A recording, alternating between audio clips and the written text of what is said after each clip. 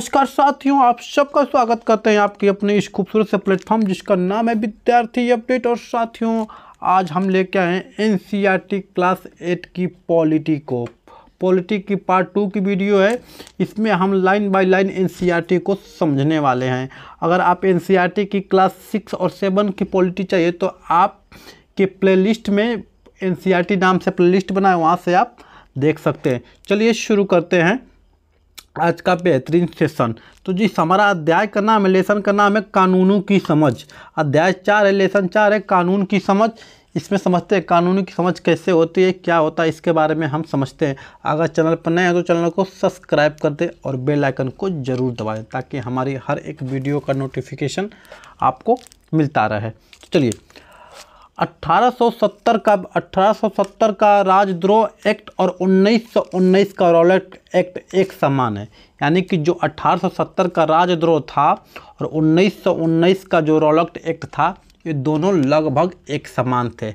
अगर बात करें रॉलेट एक्ट की तो ये 1919 में लगा था अंग्रेजों द्वारा, जिसमें किसी भी क्रांतिकारी को बिना कारण बताए गिरफ्तार कर लिया जाता था और उन्हें किसी प्रकार से कोई मुकदमा दायर नहीं किया जा सकता था। एक तरह से उनके मौलिक अधिकारों का हनन किया जा रहा था। तो इसी तरह 1870 का राजद्रोह का एक्ट था और 1919 का दोनों एक समान था। चलिए आगे देखते हैं कि जब परिवार का कोई पुरुष सदस्य, आमतौर पर पति, और घर की किसी औरत, आमतौर पर पति, यानी कि पति अपने पत्नी के साथ मारपीट करता है या उसे चोट पहुंचाता है, चोट पहुंचाता है या चोट पहुंचाने की धमकी देता है, सामान्य तौर पर इसे हम क्या घरेलू हिंसा कहते हैं, घरेलू हिंसा कहते हैं। और घरेलू हिंसा अधिनियम, घरेलू हिंसा कानून कब बना था? कानून 2005 में बना था। इसमें महिलाओं की सुरक्षा के लिए कानून बनाएगा, जिसमें घरेलू हिंसा को बहुत अच्छे तरह से परिभाषित किया गया था इस कानून में। तो आपसे प्रश्न बनेगा कि घरेलू हिंसा कानून कब बना था? तो 2005 में बना था। चलिए अगला हम समझते हैं कि कई बार संसद का एक ऐसा कानून पारित कर देती है जो बेहद अलोकप्रिय साबित होती है। ऐसा कानून संवैधानिक रूप से वैध होने के कारण कानून सही हो सकता है, फिर भी वह लोगों को रास नहीं आता है, क्योंकि उन्हें लगता है कि उसके पीछे नीयत सही नहीं थी। इसलिए लोग उसकी आलोचना कर सकते हैं, उसके खिलाफ जनसभाएं कर सकते हैं, अखबारों में लिख सकते हैं, टीवी चैनलों पर रिपोर्ट भेज सकते हैं। और हमारे जैसे लोकतंत्र में आम नागरिक संसद द्वारा बनाए जाने वाले दमनकारी कानून के बारे में अपनी सहमति असहमति भी प्रस्तुत कर सकते हैं, व्यक्त कर सकते हैं। और अपने टीवी चैनलों के माध्यम से, न्यूज़पेपरों के माध्यम से या ज्ञापन के माध्यम से, टेलीग्राम के माध्यम से संसद को इस कानून पर दोबारा विचार करने के लिए आप दबाव बना सकते हैं, देश के नागरिक दबाव बना सकते हैं।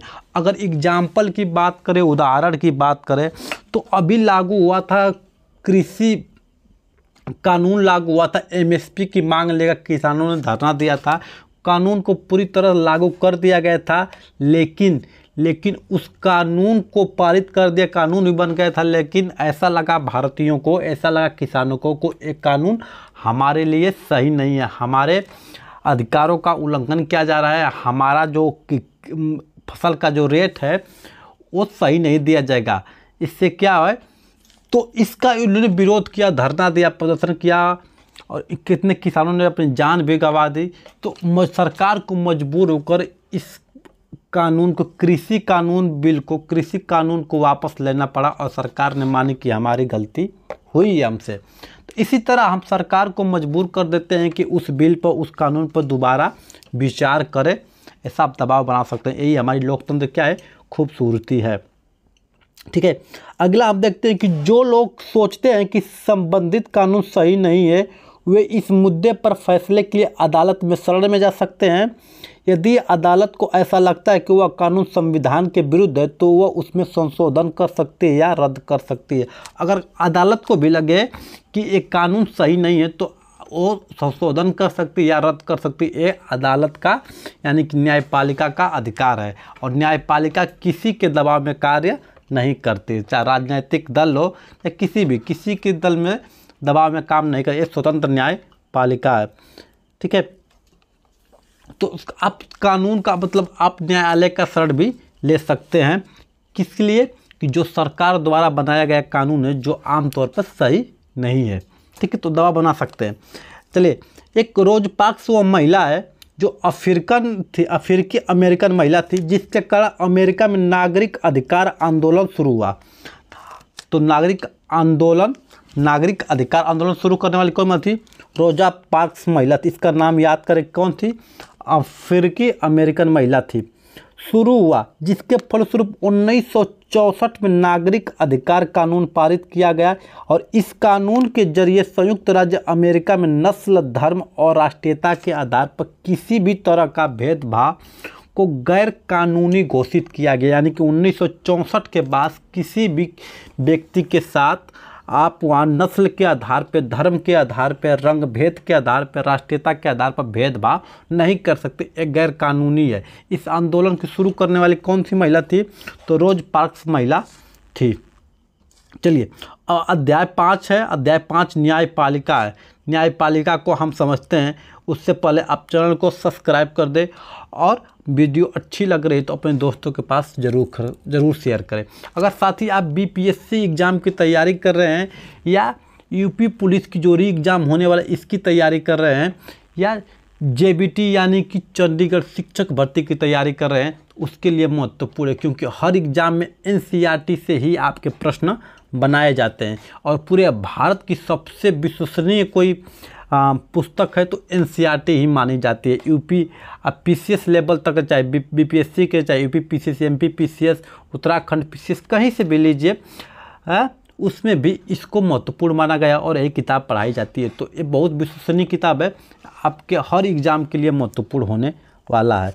चलिए, न्यायपालिका की बात करें तो न्यायपालिका के कामों को 3 भागों में मुख्यतः बांट के पढ़ सकते हैं, समझ सकते हैं। पहला है विवादों का निपटारा, न्यायिक समीक्षा और कानून की रक्षा और मौलिक अधिकारों का क्रियान्वयन। अगर देश के किसी भी नागरिक को ऐसा लगता है कि उसके मौलिक अधिकारों का उल्लंघन हुआ है तो वह सर्वोच्च न्यायालय या उच्च न्यायालय जा सकता है, यानी कि हाई कोर्ट या सुप्रीम कोर्ट जा सकता है अगर उसे लगता है कि हमारे मौलिक अधिकारों का क्या हुआ है, उल्लंघन हुआ है, हनन हुआ है। संविधान के अनुच्छेद 21 में प्रत्येक नागरिक को जीवन जीने का अधिकार है और इसमें स्वास्थ्य का अधिकार भी शामिल है। प्रत्येक व्यक्ति को अच्छा स्वास्थ्य पाने का अधिकार है और जीवन जीने का अधिकार है। संविधान के अनुच्छेद 21 हमारा मौलिक अधिकार है। मौलिक अधिकार कितना है? तो अनुच्छेद 12 से 35 तक क्या है हमारे मौलिक अधिकार। इसी में अनुच्छेद 21 में जीवन जीने का अधिकार, जिसमें स्वास्थ्य का अधिकार भी शामिल है। चलिए, अब बात करते हैं भारत की सुप्रीम कोर्ट की, भारत का सर्वोच्च न्यायालय।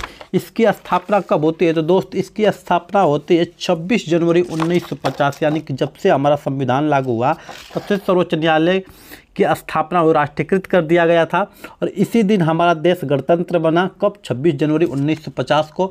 और अपने पूर्ववर्ती फेडरल कोर्ट ऑफ इंडिया 1937 से 49 संसद भवन के भीतर चैम्बर ऑफ प्रिंसेस में हुआ करता था। यानी कि 1937 से 49 के बीच में क्या होता? चैम्बर ऑफ प्रिंसेस में हुआ करता था। कौन सा? न्यायिक व्यवस्था हुआ करता था। इससे 1958 में इस इमारत को स्थानांतरित कर दिया। 1958 में इस इमारत को स्थानांतरित कर दिया गया।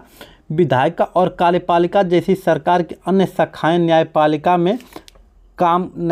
काम में दखल नहीं दे सकती। अदालतें सरकार के अधीन नहीं है, ना ही वे सरकार की ओर से काम करते। विधायिका, कार्यपालिका कोई भी हो, सरकार न्यायपालिका में दखल नहीं दे सकती और सरकार किसी की दबाव में काम नहीं करेगी। सरकार न्यायपालिका किसी सरकार के अधीन नहीं है, किसी के लिए काम भी नहीं करती है। स्वतंत्र न्यायपालिका है। निचली अदालत से ऊपरी अदालत तक हमारे न्यायपालिका की संरचना एक पिरामिड की तरह। पिरामिड के बारे में अगर बात करें तो एक दूसरे से जुड़ी होती है। जैसे मान लीजिए कि अधीनस्थ न्यायालय, जिला न्यायालय, इसके बाद हम जाएंगे हाई कोर्ट, फिर सुप्रीम कोर्ट। इसके नीचे जाएंगे सबसे पहले तो क्या हो जाएगा आपका तहसील न्यायालय, जिला न्यायालय, इसके बाद हाई कोर्ट, सुप्रीम कोर्ट। और प्रत्येक राज्य का अपना हाई कोर्ट होता है। किसी एक राज्य का हाई कोर्ट का कहीं दो राज्य का एक ही हाई कोर्ट होता है। ठीक है, जिन अदालतों से लोग सबसे ज़्यादा ताल्लुक़ होता है उन्हें अधीनस्थ न्यायालय या जिला अदालत कहते हैं, जिसमें सबसे अधिक लोग जुड़े होते हैं। प्रत्येक राज्य का एक उच्च न्यायालय होता है, एक हाई कोर्ट होता है, वो अपने राज्य की सबसे ऊंची अदालत होती है। हाई कोर्ट उस राज्य की सबसे ऊंची अदालत होती है। उच्च न्यायालयों से ऊपर सर्वोच्च न्यायालय होता है, जिसको हम सुप्रीम कोर्ट कहते हैं।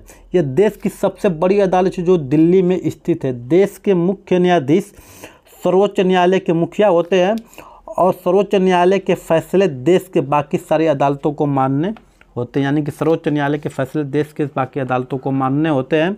और सुप्रीम कोर्ट देश की सबसे बड़ी अदालत होती है। और सुप्रीम कोर्ट के वर्तमान में जो मुख्य न्यायाधीश एक कौन है?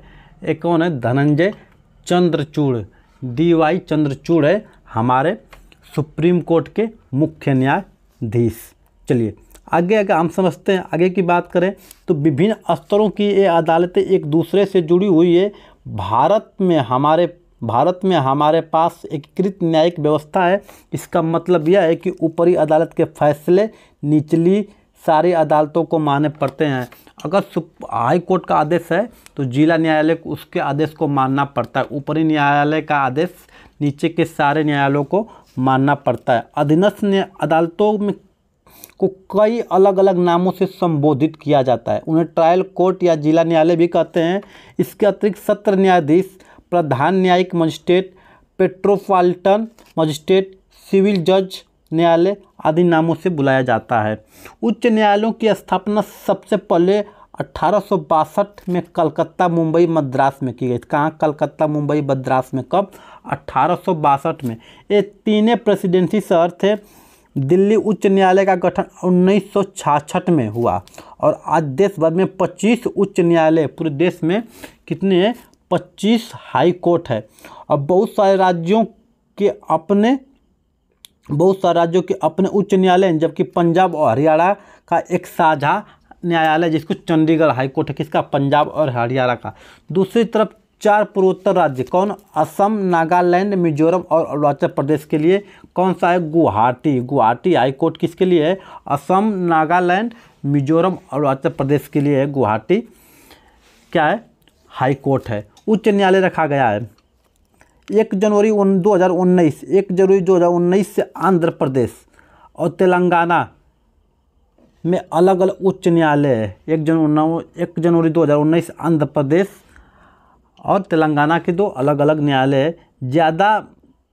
ज़्यादा से ज़्यादा लोगों के नज़दीक पहुंचने के लिए कुछ न्यायालयों के राज्य के अन्य हिस्सों में खंडपीठ बेंच भी होते हैं। जैसे इलाहाबाद हाईकोर्ट का खंडपीठ कहाँ? लखनऊ खंडपीठ है। इसका खंडपीठ भी होता है, जिससे लोग क्या अधिक से अधिक भागीदारी कर सके। फौजदारी कानून के अलावा हमारी विधि व्यवस्था, दीवानी कानून या सिविल लॉ से संबंधित कई मामले भी देखे जाते हैं। फौजदारी कानून और दीवानी कानून क्या था, इसके बारे में समझते हैं। फौजदारी कानून तो ऐसे कानून जो क्रियाओं से संबंधित होते हैं, जिन्हें कानून में अपराध माना जाता है। उदाहरण के लिए चोरी करना, दहेज के लिए औरत को तंग करना, हत्या करना, क्या ये सारे फौजदारी मुकदमे हैं। ये आपके क्या है? आपकी क्रिया से, आप जो कर रहे हैं, आपको जो व्यवहार कर रहे हैं उस पर निर्धारित होता है। कौन? फौजदारी।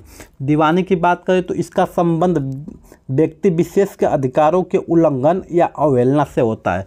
उदाहरण की बात करें तो जमीन के लिए बिक्री, चीज़ों को खरीदारी, किराया, तलाक इत्यादि। इसमें विशेष व्यक्ति विशेष के अधिकारों का उल्लंघन और उसमें क्या आपकी क्रिया द्वारा किया गया फौजदारी है। किसी व्यक्ति विशेष के जमीन बिक्री खरीदी के बारे में जो मुकदमे होते हैं दीवानी होते हैं। और किराया, तलाक इत्यादि संबंधी मुकदमे क्या होता है? दीवानी। समझ गए? दीवानी और फौजदारी।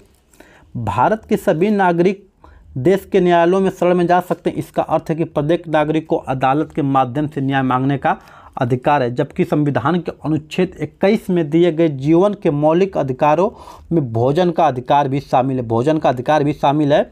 और इसके साथ साथ स्वास्थ्य का और जीवन जीने का अधिकार शामिल है। आप जानते होंगे, इसे हम लोग जानते हैं कि जो सरकारी विद्यालय हैं उसमें भोजन मिलता है, मिड डे मील मिलता है। मिड डे मील की व्यवस्था सरकार द्वारा की जाती है। ठीक है, ये क्या जनहित याचिका के फलस्वरूप हुई है? कौन? Mid day meal.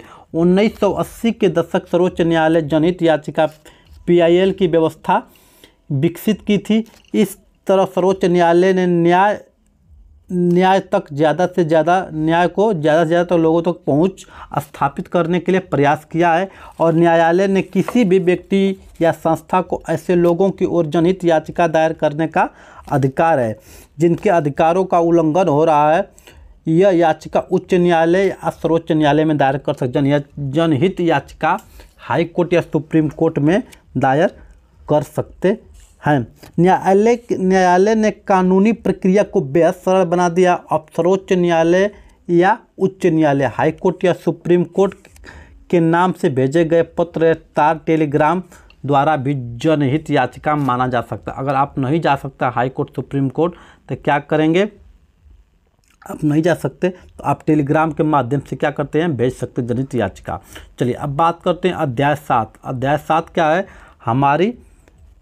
हमारी आपराधिक न्याय प्रणाली। अध्याय 6 है, गलती से हो गया 7, ये 6 है, ठीक है। हमारी आपराधिक न्याय प्रणाली। संविधान के अनुच्छेद 22 के अनुसार प्रत्येक व्यक्ति को एक वकील के जरिए अपना बचाव करने का मौलिक अधिकार है। संविधान के अनुच्छेद 39A में ऐसे नागरिकों को वकील मुहैया कराने की जिम्मेदारी राज्य के ऊपर सौंपी गई है जो गरीबी या किसी वजह से वकील नहीं कर पा रहे। अगर आप मुकदमा लड़ रहे हैं, आपके पास पैसा नहीं है, वकील नहीं कर पा रहे हैं, तो अनुच्छेद 22 के तहत, संविधान के अनुच्छेद 22 के तहत आपको सरकार क्या करेगी, एक आपको वकील प्रोवाइड कराएगी। आप अपने मौलिक अधिकार बचाने के लिए आप वकील भी कर सकते हैं, सरकारी वकील आपको मिल जाएंगे अपनी बात, अपना पक्ष रखने के लिए। संविधान किस अनुच्छेद के तहत मुहैया कराया गया है, तो 39A के तहत नागरिकों को वकील मुहैया कराने की जिम्मेदारी किसकी है, राज्य सरकार की है। कैसे लोग जो गरीब है या किसी वजह से वकील नहीं कर सकते। सर्वोच्च न्यायालय ने गिरफ्तारी, हिरासत और पूछताछ के बारे में पुलिस के लिए कुछ निर्देश तय किए हैं। इन निर्देशों के अनुसार पुलिस को जाँच के दौरान किसी को भी सताने, पीटने या गोली मारने का अधिकार नहीं है। देख लीजिए, किसी भी पुलिस वालों को क्या सताने, मारने, पीटने, गोली मारने, गाली देने का कोई अधिकार नहीं है। अनुच्छेद 22 और फौजदारी कानून प्रत्येक गिरफ्तार व्यक्ति को निम्नलिखित अधिकार है। अगर आप गिरफ्तार हो रहे हैं तो आपके अधिकार है जो आपको जानना चाहिए। क्या है, गिरफ्तारी के समय उसे यह जानने का अधिकार है गिरफ्तारी किस कारण की जा रही है। गिरफ्तार हो रहे हैं तो उसकी पुलिस को बताना पड़ेगा कि आप किस कारण गिरफ्तार कर रहा है। गिरफ्तारी के 24 घंटे के भीतर मजिस्ट्रेट के सामने पेश करना होगा। पुलिस वालों को मजिस्ट्रेट के सामने 24 घंटे के भीतर पेश करना होगा। गिरफ्तारी के दौरान या हिरासत में किसी भी तरह दुर्व्यवहार या यातना से बचने का अधिकार है। किसी भी तरह से पुलिस आपके साथ दुर्व्यवहार या यातना, मारपीट नहीं कर सकती। पुलिस हिरासत के लिए इकबालिया बयान आरोपी के खिलाफ सबूत के तौर पर इस्तेमाल नहीं किया जाएगा। यानी कि आप जो स्टेटमेंट दिए हैं पुलिस थाने में, ये आपको न्यायालय या कोर्ट में इस बयान को मान्य नहीं होगा, ठीक है। 15 साल से कम उम्र के बालक और किसी भी महिला को केवल सवाल पूछने के लिए थाने में नहीं बुलाया जा सकता। 15 साल की उम्र से कम है तो थाने नहीं बुलाया जा सकता सवाल पूछने के लिए, ठीक है। इस अधिकारों को आपको जानना होगा। सर्वोच्च न्यायालय ने किसी भी व्यक्ति की गिरफ्तारी, हिरासत और पूछताछ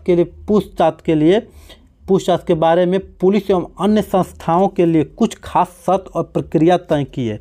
इन नियमों को DK बसु दिशा निर्देश कहा जाता है। इन नियमों को DK बसु दिशा निर्देश कहा जाता है, जो इस प्रकार है, इसको हम समझते हैं। गिरफ्तारी या जांच करने वाले पुलिस अधिकारी की पोशाक पर उसकी पहचान, नाम पट्टी तथा पद स्पष्ट व सटीक रूप से अंकित होना चाहिए। यानी कि जो पुलिस गिरफ्तार कर रहा है उसका जो नेम प्लेट होगा, उस नेम प्लेट पर उसका नाम होना चाहिए और उस पर एक नंबर होता है, वो नंबर उनका होना चाहिए।